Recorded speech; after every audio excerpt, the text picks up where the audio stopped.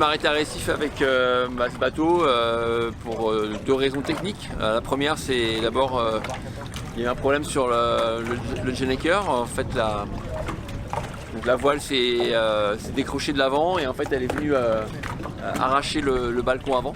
Donc du coup ça a créé quand même quelques dégâts et surtout au niveau sécurité d'aller continuer la course, notamment dans les mers du Sud sans le balcon à l'avant qui me protège et qui me sécurise quand je vais manœuvrer, c'était impossible. Et puis malheureusement hier on a eu un deuxième souci d'hydraulique. Là pour le coup c'est le foil ici là, tribord qui est complètement remonté et que je ne pouvais plus remettre en position basse. Voilà, il y a une fuite hydraulique, on ne sait pas encore d'où ça vient. J'ai passé 2 heures dans le flotteur pour essayer de trouver la panne, mais pour l'instant c'est pas résolu et j'espère qu'on va pouvoir réussir à repérer rapidement et repartir normalement dans 24 heures.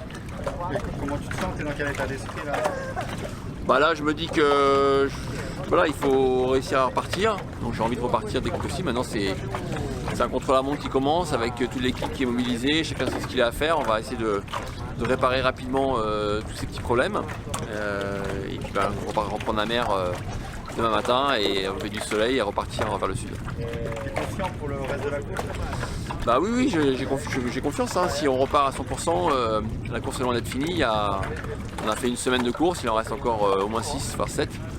Et voilà, il va se passer plein de choses. Donc, voilà, c'est une autre course qui commencera pour moi avec deux objectifs. Déjà essayer de recoller aux concurrents qui seront les plus proches et puis après essayer de grappiller sur ceux de devant, on verra. Tout peut arriver.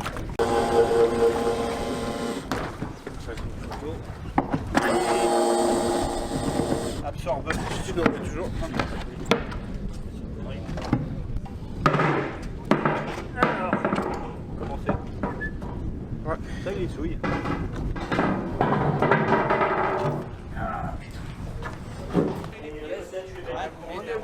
Très bien, je t'amène ça. C'est bien. Ah oui, c'est bon alors. C'est le tuyau. Passage du plancher. Ah oui, il est coupé. Ouais. Il va dormir même. Hein? Il a abîmé. Sur un gage. C'est quand il passe derrière la dernière cloison, là, où on le chapeau, Oui. à ce niveau-là, il a dû se faire coincer, et puis c'est dans les mouvements de mer, Ah oui. il s'est usé et il est coupé à cet endroit.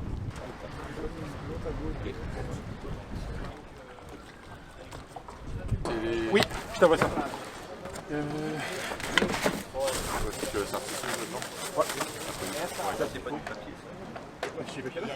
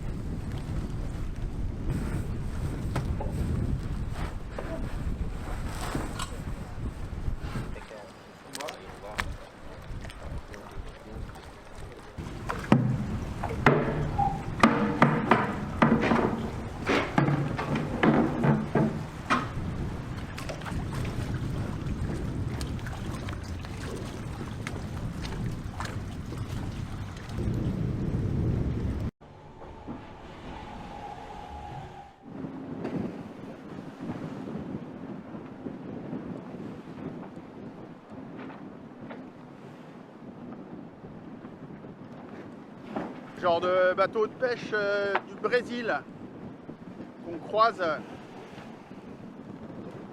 qui n'est pas équipé du système de détection international. Ça fait un peu peur. Il est passé tout près. Il faut vraiment être très très vigilant. C'est un des dangers qui foutent les trouilles en solitaire.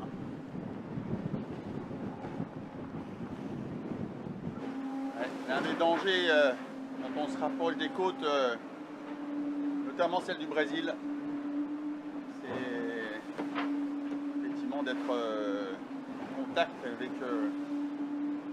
les pêcheurs, la civilisation. Et là, on est avec des bateaux de pêche assez gros déjà, parce qu'on est loin des côtes, hein. On est à 200 000. Et ils n'ont pas de système de repérage ou de s'identifier. Et donc là, vous êtes... et il faut être en veille et pouvoir voir ce qui se passe à l'extérieur. Et en solitaire, c'est angoissant parce que tous les moments où on dort, ben, typiquement, la veille n'est pas assurée. Et là, c'est chaud, quoi. Et là, mon radar a bien détecté le bateau, ça m'a réveillé. Mais voilà, ça c'est un des dangers ou une des angoisses permanentes qu'on a quand on est en solitaire autour de la planète, et notamment quand on se rapproche de zones très fréquentées, de zones très poissonneuses comme le Brésil.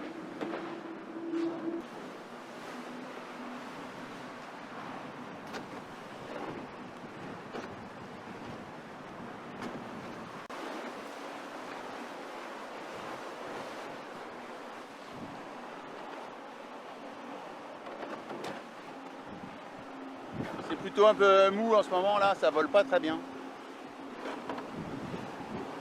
Ça va revenir, ils disent. Alors faut être patient. Ça y est, on est dans le sud. Voilà, le petit est tant attendu. Ça y est, on passe un hémisphère sud. Cet Atlantique Nord n'a pas été de tout repos. C'est plutôt un Atlantique Nord au final très rapide dans le golfe de Gascogne. Dans la première partie, il est plutôt très lent pour nous après. Donc, mon petit doigt dit que ça risque de changer à partir de cet hémisphère sud. On va y rester pendant pas mal de temps. Il va se passer beaucoup de choses. Donc forcément l'objectif ça va être de naviguer bien, de préserver le bateau et puis essayer de rattraper les petits copains quoi, qui se sont fait un peu la malle avec les alizés là. Mais bon, c'est loin d'être fini. Bon, en tout cas on va y rester pas mal de temps dans le sud. Je pense que ça va être un moment important de retrouver l'hémisphère nord dans plusieurs semaines. En tout cas, il va se passer plein de choses. Les conditions sont plutôt chouettes pour l'instant.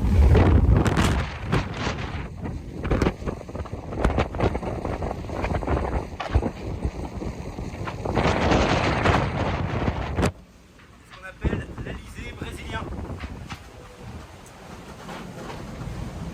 Donc là, le but, c'est de faire le tour de l'anticyclone de Sainte-Hélène et récupérer les trains de dépression qui pourraient nous emmener rapidement au Cap de Bonne-Espérance. Mais la situation n'est pas encore très simple et très figée.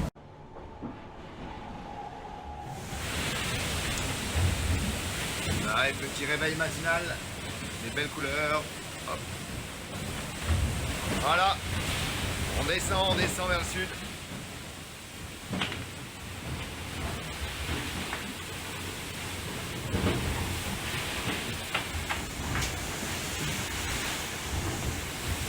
On vient de changer de voile. Et maintenant, il va falloir aller là.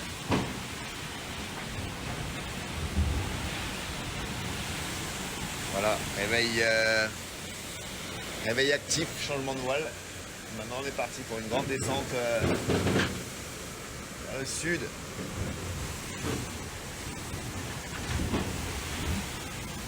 Il fait encore chaud ici.